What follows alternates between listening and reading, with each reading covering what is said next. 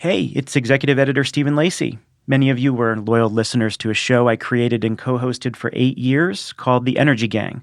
Well, we're back. Jigar Shah, Catherine Hamilton, and I are excited to announce our latest project, a weekly news roundtable called Open Circuit. Every week we'll break down how major projects come together, how deals and policies get structured, and what it takes to build critical infrastructure at scale, all through the lens of current events. You can subscribe to Open Circuit wherever you listen to podcasts or follow it at latitudemedia.com. Latitude Media, podcast at the frontier of climate technology. I'm Shayle Kann, and this is Catalyst. Oftentimes, we celebrate the potential for sodium-ion to have a lower materials cost, dollar per kilogram. We also recognize and admit that energy densities could be lower. But we don't sometimes put the two and two together to recognize that it is very hard for a low energy density system to be competitive on a dollar per kilowatt hour basis because of that math. Coming up, we talk sodium-ion batteries, finally.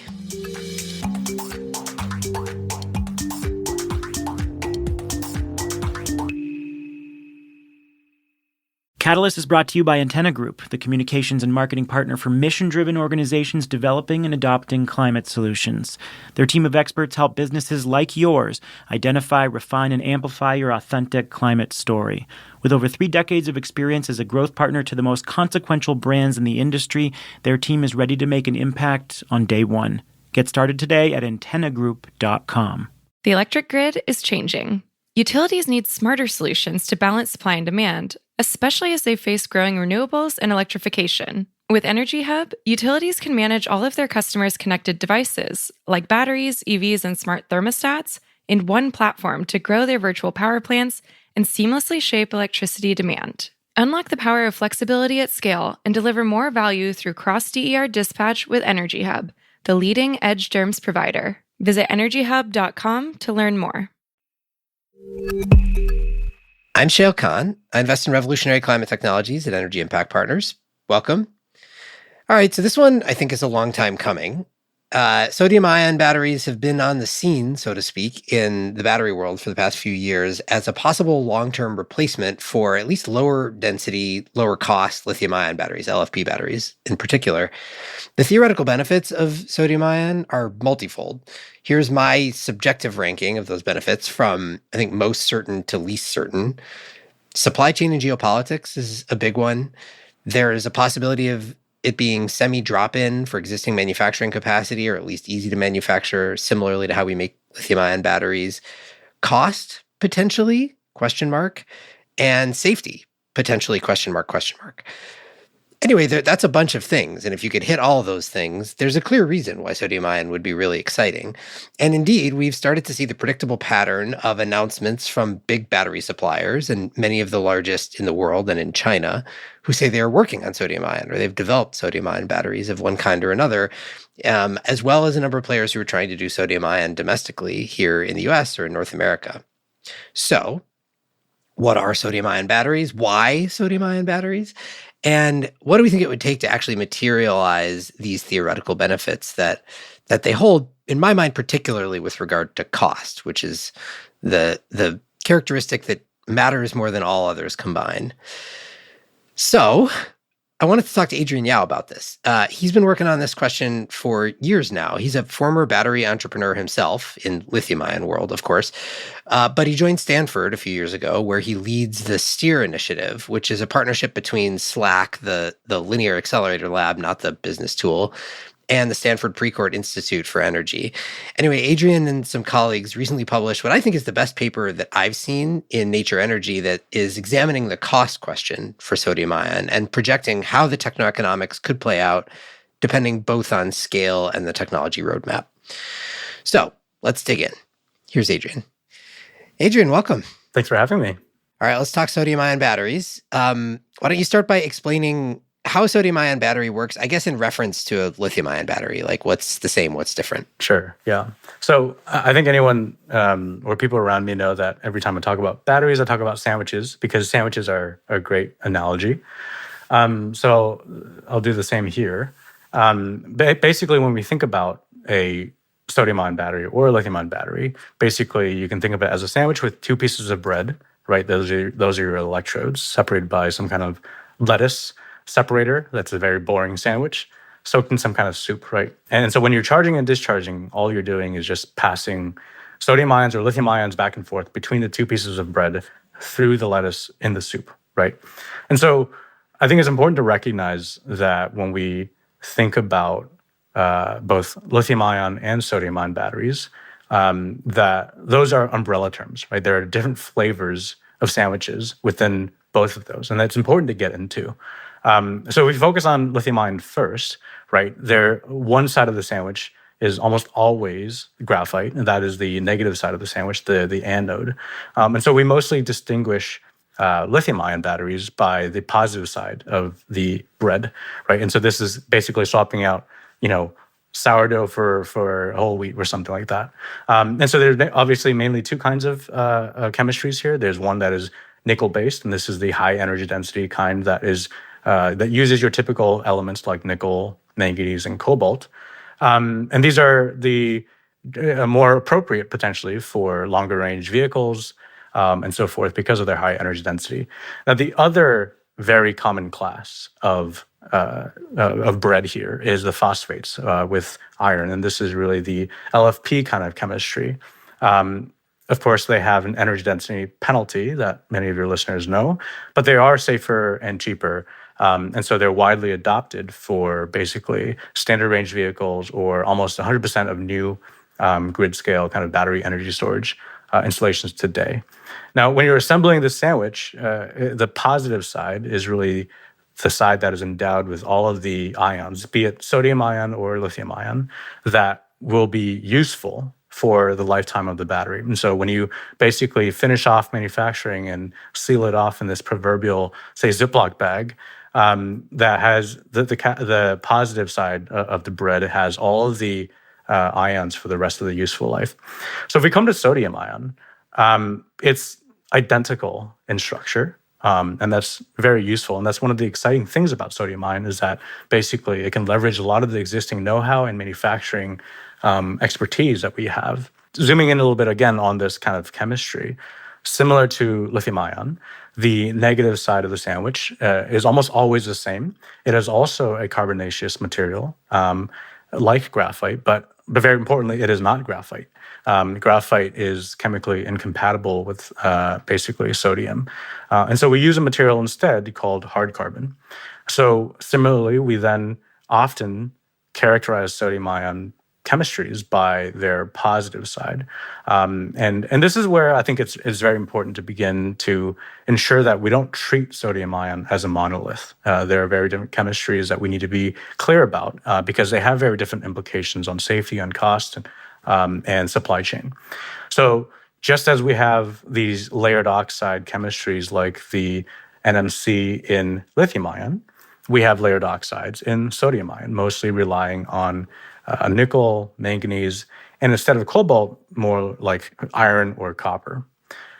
Now, similarly, just as we have phosphates in lithium ion, we have phosphates or pyrophosphates in sodium ion. And this is really nickel-free, cobalt-free, and really relying mostly on iron.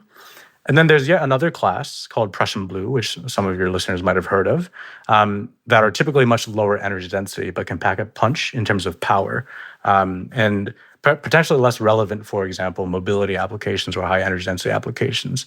So that's really kind of the usual suspects. The one last key difference between these two, if you're looking at these two sandwiches side by side, is basically that whereas the substrate metal foil that the negative bread is attached to, usually in lithium ion, has to be copper. In sodium ion, it can be aluminum, and that's lighter, it's cheaper, it has some other benefits that we can get into later. But apart from all of that, everything else is identical. And so even the manufacturing, and so that's why the drop-in replacement is kind of very interesting. Right. So you alluded to a couple of these, but I think we just spend a minute talking about like why there is excitement about sodium ion. There are lots of different battery chemistries out there. I'd say sodium ion outside of lithium ion, at least in the current state of affairs in the world, is probably getting the most attention. So I want to run through the list of like potential benefits, why you can imagine a world where sodium ion takes like a significant share of global energy storage, certainly stationary, possibly mobile applications as well. So let's run through the theoretical benefits, and then I think we can spend some time talking about the market and like how real some of these benefits are. But one big one is like it's a very different supply chain, and perhaps one that is a little bit more palatable geopolitically, right? Potentially. I say it is in some cases, and it isn't in some cases. So if we kind of come back to, like how you put it, the theoretical benefits, I would categorize them into three buckets, right? There's a supply chain argument, there's the drop-in manufacturability argument, and then there's a safety argument. Now, for all three, there are asterisks because it's never that simple. And so we'll come back to those asterisks, I'm sure. But if we just look at lithium, right? Lithium in the supply chain bucket, the first bucket, lithium, of course, famously went on this wild ride in 2022. This is kind of post-COVID supply crunch. Nickel as well went through a supply chain crunch in 2022, really because of the Russian invasion of Ukraine. And so that caused lithium-ion itself to see some major price swings. And that's why in 2022, the price of lithium-ion spiked for the first time. Spike is maybe a dramatic word. It just went up for the first time in its entire history. And thereafter crashed.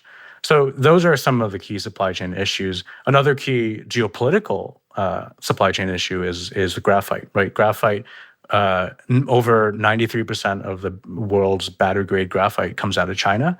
And it's kind of a retaliatory geopolitical weapon to use graphite export controls to hit back against the semiconductor export controls that we have on our end against China. So those are some of the things that you can point to as a potential means to have sodium ion be successful.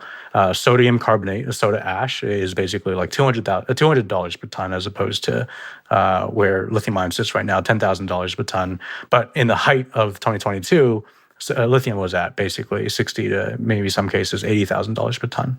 So it's a very big difference in that price spread. So that's the supply chain argument. Can I just add to that? I think the other potential benefit from a supply chain perspective is like, this isn't necessarily true forever, but certainly as it stands today, not only is the lithium production predominantly outside of North America, it's in South America and in Australia, but lithium refining is almost exclusively in China. If you're doing refining, if you're doing soda ash refining or whatever, like that supply chain hasn't been stood up yet. So you can imagine it being stood up domestically from the start. And I think a lot of people are excited about that. Right. Okay, so that's supply chain. So like replace lithium with sodium, you've got cheaper, maybe lower volatility, maybe the opportunity to onshore. You mentioned number two, which is the drop-in manufacturing potential. Yeah. This is one that I know is more nuanced than often is given credit to, but what's the high-level idea there? Well, the high-level idea I think we touched on just now is basically the structure of the battery itself is almost identical to that of lithium-ion, right? They're both sandwich structures. The electrodes are, the material powders are brought in, mixed into slurries, coated onto foils, calendared, slit, punched, stacked if it's a pouch cell, or wound into cylindrical or prismatic cells. All of that stays the same between lithium-ion and sodium-ion. And so basically the potential to benefit from what is already a learned process, where we don't have to spend so much time traversing down that learning curve, is really the opportunity here, compared to other new emerging battery chemistries that might even use, for example, liquid-based electrodes or air as an electrode or something like that. So that's really the argument here for and why sodium-ion has gotten so quickly hype. And so what people say sometimes is that if you wanted to swap an existing battery manufacturing line over from lithium-ion to sodium-ion, you could do it pretty quickly and pretty easily, and you wouldn't need to reinvest in a bunch of new CapEx. Mm-hmm. From what you know, how true is that? It is, I think, true in some cases, not true in others. I think if you're a small player in China today, You could. And I think there are anecdotal evidence of such things happening. I know of some cell makers who are experimenting or maybe toying with the sodium-ion space, seeing that there's a lot of activity in LFP, low-cost LFP, because of how cheap it is. And there's just much more demand for it. And so they can swap their lines. Obviously, there's a lot of cleaning. There's a lot of cross-contamination that you need to control. But in general, it's doable. But if you were to think about like a 35 or 10 gigawatt hour plus factory that you were going to be building for a dedicated supply, it is generally designed for one product that you make, and that flexibility could be there, or most likely you're really not going to experiment too much at that scale with swapping out with a chemistry. I mean, even sticking in a new material from even sticking, for example, a new graphite product number or part number would require quite a lot of heavy lifting. So the portability at gigascale is pretty maybe not as what we think.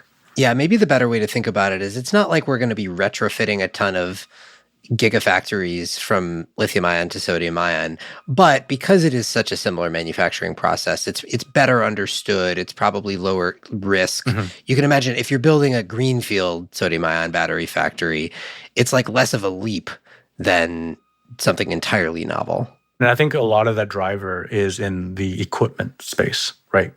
If you were to create a new complete battery architecture with, a different kind of electrode where you're not coating and calendaring and slitting it, it's formed in a certain way or whatever. The capex, the capital equipment side of things, that supply chain is not built out. Whereas for sodium-ion, you have the same players, it's the same usual suspects that you can make the same kind of chemistry on the same equipment. Okay, so that's the first two: supply chain benefits, potentially semi-drop-in manufacturing potential benefits, and then there's safety, which, to my understanding, is kind of the least certain of the three. But what's the argument for why a sodium-ion battery would be safer than a lithium-ion battery? This is the one that I also I'll put a lot of the biggest asterisks on. It's certainly, I think this is why the discussion of the chemistries to become very important, because safety is really driven by materials chemistry, the flavor of the bread, effectively. So saying kind of a blanket statement that sodium ion is safer than lithium ion, I can tell you that is objectively wrong, right? So we need to be a little bit more nuanced there. Now, so we can deep dive into some of those, the chemistries that, for example, phosphate-based chemistries similar to lithium ion. LFP is safer than NMC. So NFPP, which is the pyrophosphate version of sodium ion, is safer than NFM, right? The layered oxide cathode variant for sodium ion.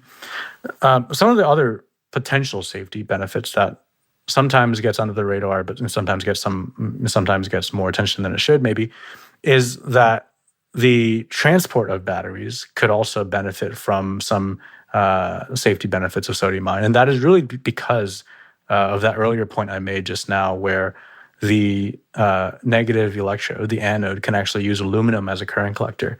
I won't get into the electrochemistry of it, but basically that allows you to ship the cells at 0 volts, basically completely discharged. That really minimizes the risks of thermal runaway happening, say, on a ship, which is really, really dangerous, or in the air, obviously also dangerous.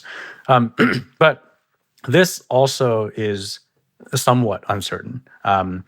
If you look at the majority of sodium-ion cells being shipped today commercially in China, they're not actually shipped at 0 volts, and so there's a question of why. And it could have, for example, a detriment to maybe the cycle life of the batteries eventually, or maybe that's just not standard practice. I don't really know. I don't know if anyone still has full confidence in the ability to do so, but that is another yet potential benefit on the safety argument. Catalyst is brought to you by Antenna Group, a powerhouse of strategists, storytellers, and industry veterans dedicated to elevating climate leaders.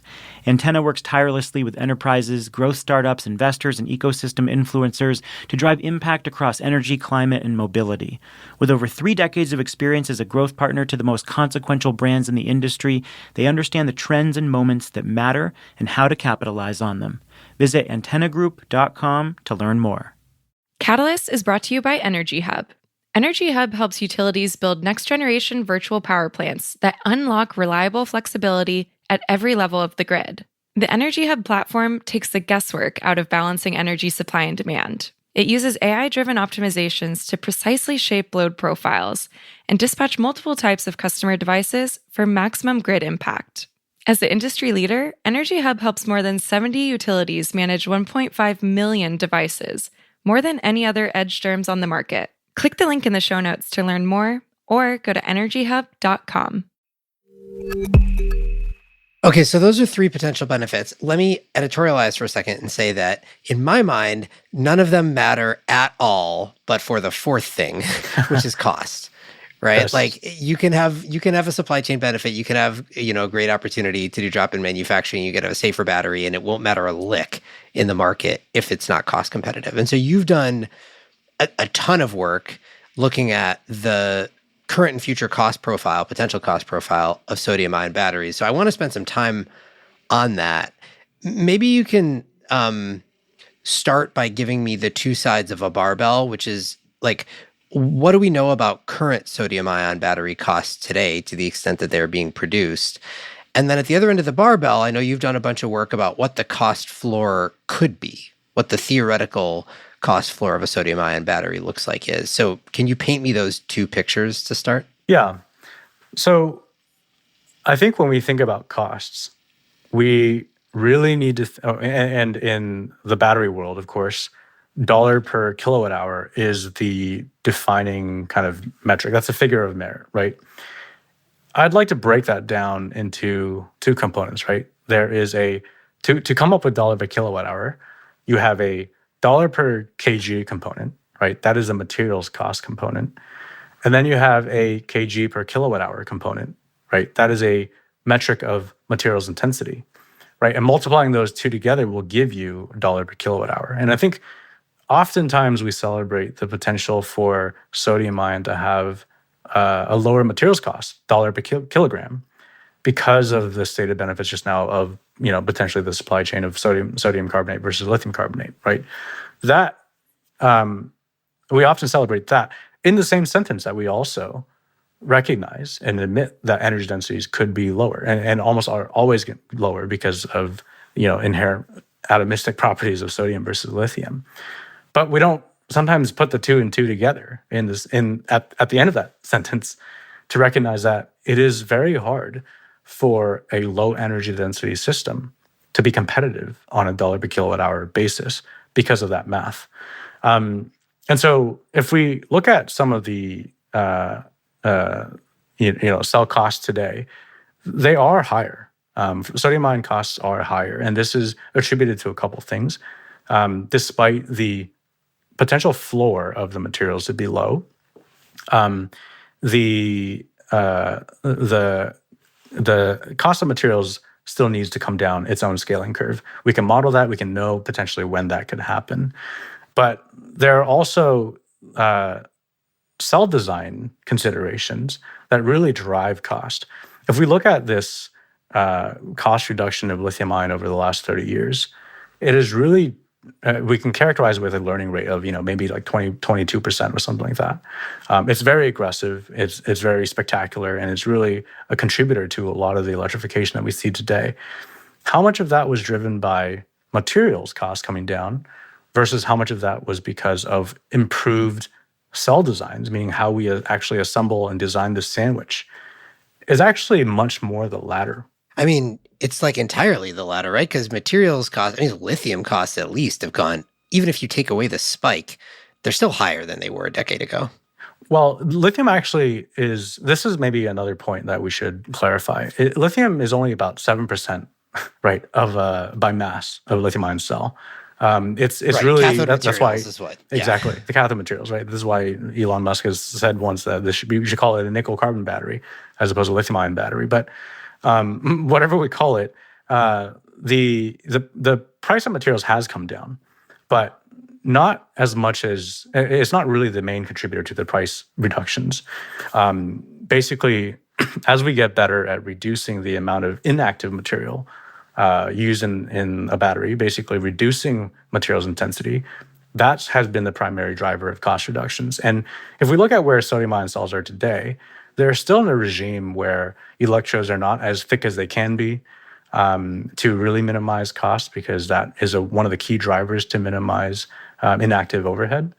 And yeah, the materials cost can come down, but ultimately it is the denominator of this dollar per kilowatt hour figure that is causing prices to be higher. It's a fundamental detriment to energy density that hurts its competitiveness. So are you able to put some just rough numbers to this barbell then? Like roughly where do we see cell costs today for sodium ion? And then in a future wherein there is significant cell architecture optimization, what can you realistically imagine the cost getting to? Yeah, so current prices for LFP are basically at, I think it was reported to be about $56 per kilowatt hour in the middle of last year. I think that number is down to maybe 40 something, sub 50 now. It's kind of crazy how quickly it's fallen and how low the price it can be. If I model out the price floor, basically bill of materials only, take out manufacturing costs, I can see a world in which we get to 35. I can see a world in which we can be at 35 today. $35 for sodium ion.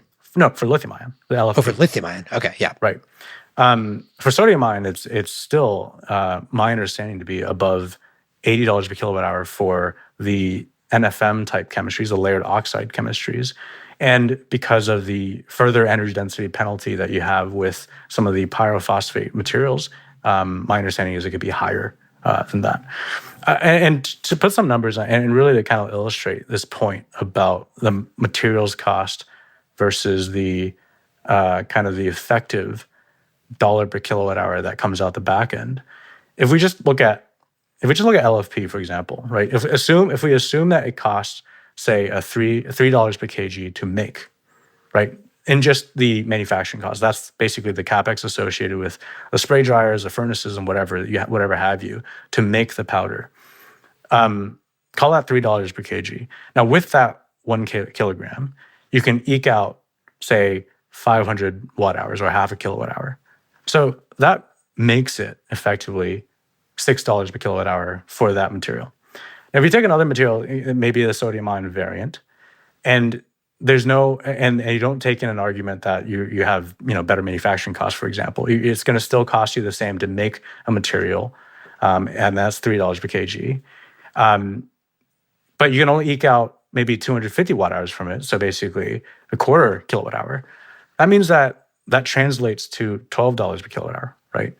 So basically, even if you add on the LFP minerals price, which might be $2 per kg, to make this ultimately a material $10 per kilowatt hour, even if your sodium ion side were free, your minerals cost were zero, it would still be at a price disadvantage. So that really helps illustrate why the materials intensity is so key. And materials intensity, again, is just basically how many kilowatt hours can you eke out?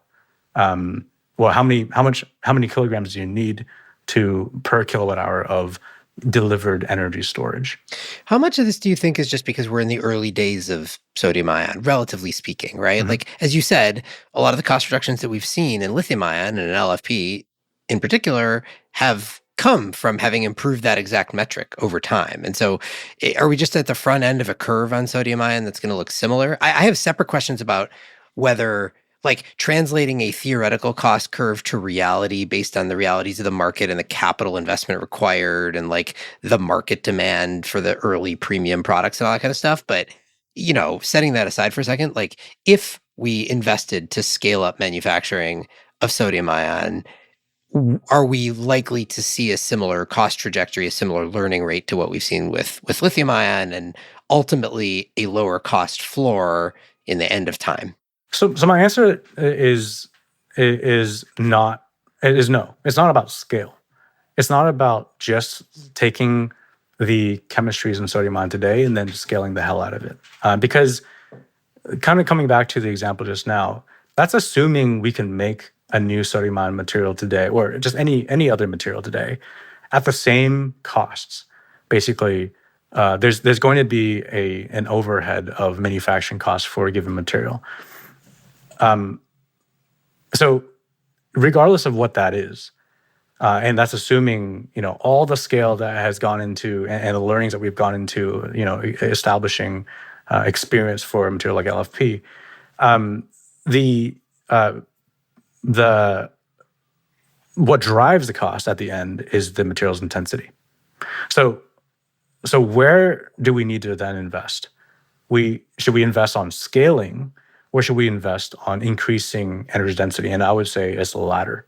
It's really about how can we engineer these both materials and cells to have higher energy density. And so that is somewhat of maybe a positive light on this, in that as a sodium-ion developer, you don't necessarily need to have and battle this chicken and egg problem of I need to scale to get to low cost, and therefore low cost can get me to scale, and that kind of circular thing. I think we can actually get to low cost if we focus on getting the energy densities higher. But that becomes inherently a engineering problem on the cell side, which we can push, but still needs to be supported, unfortunately, by R&D breakthroughs on the materials side. And that's kind of the takeaway here, is that just focusing on scale won't get us there. I realized we didn't finish the other end of the barbell, right? So you said that current sodium-ion cell cost might be $85 a kilowatt hour. You said current LFP cell prices are like, sub $50 a kilowatt hour, and you can see how the cost can be in the 30s today. You did a bunch of modeling to project out what the theoretical long-term costs of sodium-ion could be. I think assuming some of these cell architecture improvements that you're describing here. Both cell and materials. Cell and materials, right. But what is the floor?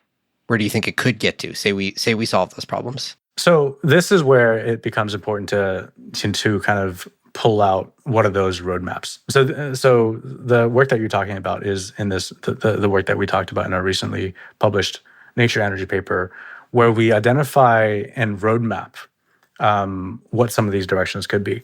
And these directions include both cell engineering side improvements. That means, for example, increasing the thickness of the bread of your sandwiches to get to higher energy densities and therefore reduce costs. That is a very known and very mature strategy that lithium-ion has benefited from. There's also the other side of basically where can materials go?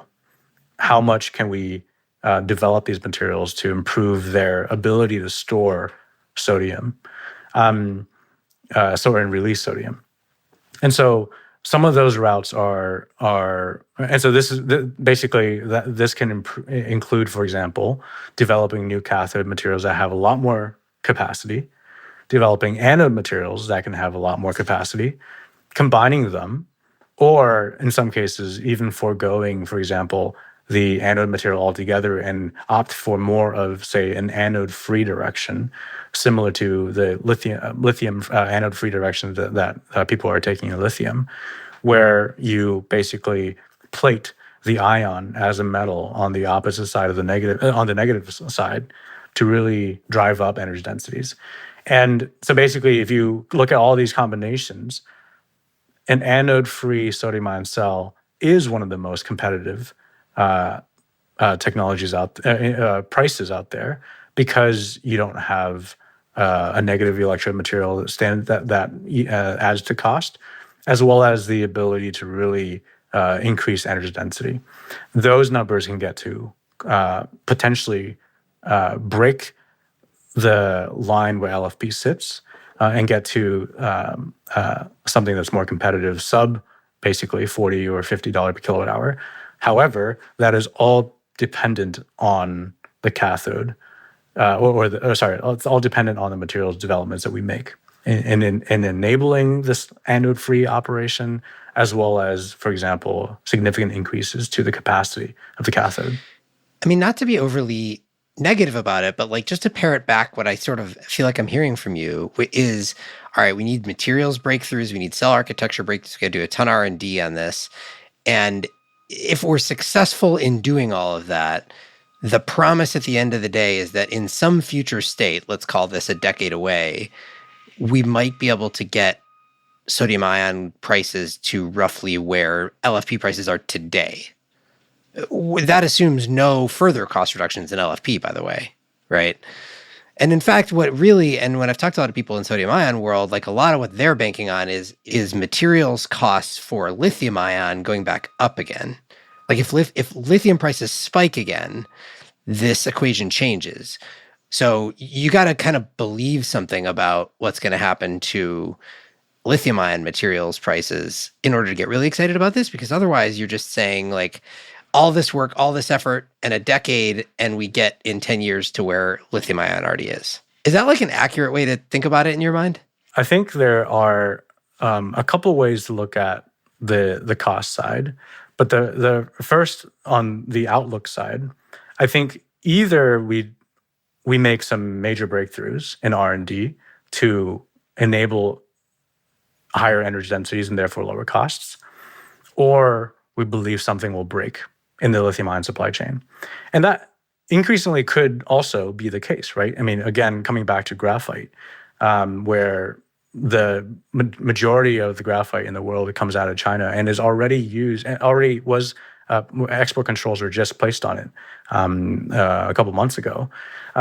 It could cause domestically made lithium-ion to see a spike in prices, and whether that whether sodium ion can compete with that or leverage that opportunity to break the LFP price curve is a true opportunity. We actually model this and show that can actually accelerate the point at which sodium ion becomes competitive. But again, that is, to your point, lifting of or causing a kink in the LFP overall learning curve to move up, as opposed to a sodium ion curve coming down. Now, if we come back to the discussion of costs, I think there are a couple of ways to think about this, right? First, we've talked about increasing energies to reduce materials intensity. That is, maybe we beat that to death. But then there are other ways to think about costs, right? Maybe it's compete less so on cell level CapEx, but maybe focus more on total cost of ownership. And that might include, potentially reduced systems level CapEx costs because of leveraging the safety argument, assuming it holds, or banking on a longer cycle life or calendar life or whatever to really reduce the overall levelized cost. And third, and so that I would call that the second strategy. And maybe the third strategy is to don't compete on costs, is to find a performance niche that you can actually leverage some unique advantage of sodium ion. And so I think that's kind of the outlook here. And I think there are different companies in the United States that are looking at each one and kind of banking on one of those three strategies.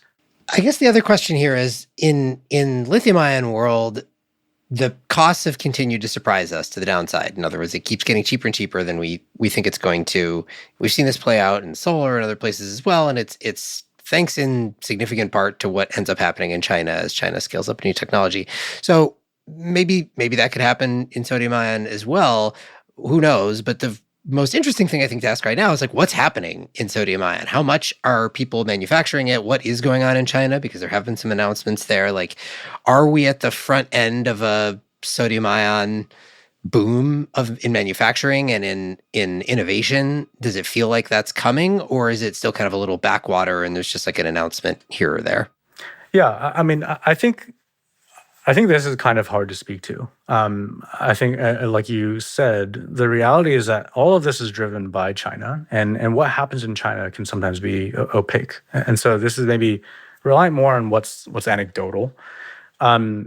And a couple of things I think is interesting here. I mean, China's potential focus or interest in sodium ion may be less so of a techno-economic argument, but maybe more geopolitical, right? Because China, despite processing the majority of the world's lithium into lithium carbonate, doesn't actually have lithium reserves within its borders. I mean, that mostly is in Australia and the Northern Triangle in South America. So arguably, the West has a better handle of the source of lithium, and so maybe this is maybe more of a play at that.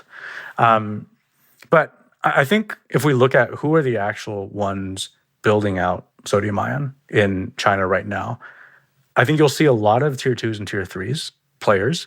And I think this is very characteristic of China in that there are generally very many players that jump in all at once, and there's a tendency to stockpile and have excess capacity.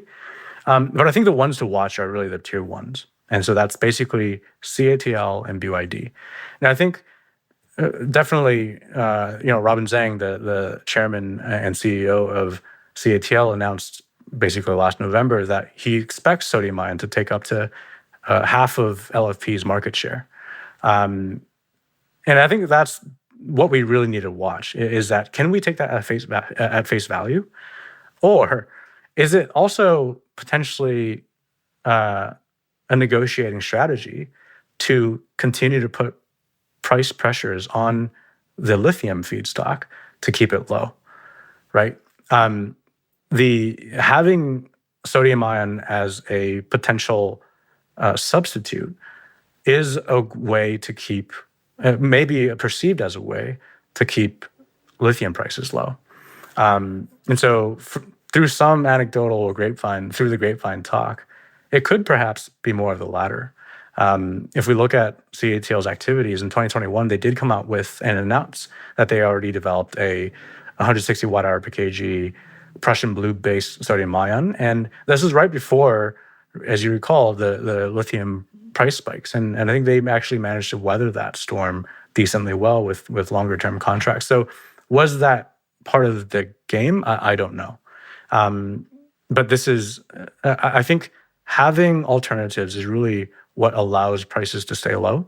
And so maybe there is a argument to really invest in bringing that supply chain up, just so that we have the ability to weather storms in the upstream supply chain. The challenge with that, I think, is like who's investing in that, right? And what justifies it. So sure, that probably means government invests in it, right? But obviously there needs to be a commercial reason to do so, and it's tricky. So that is a strategy that I think is kind of very characteristic of the difference between what happens in China and what happens in the West, right? In China, they kind of do first, then evaluate, and then many will die as a result of that.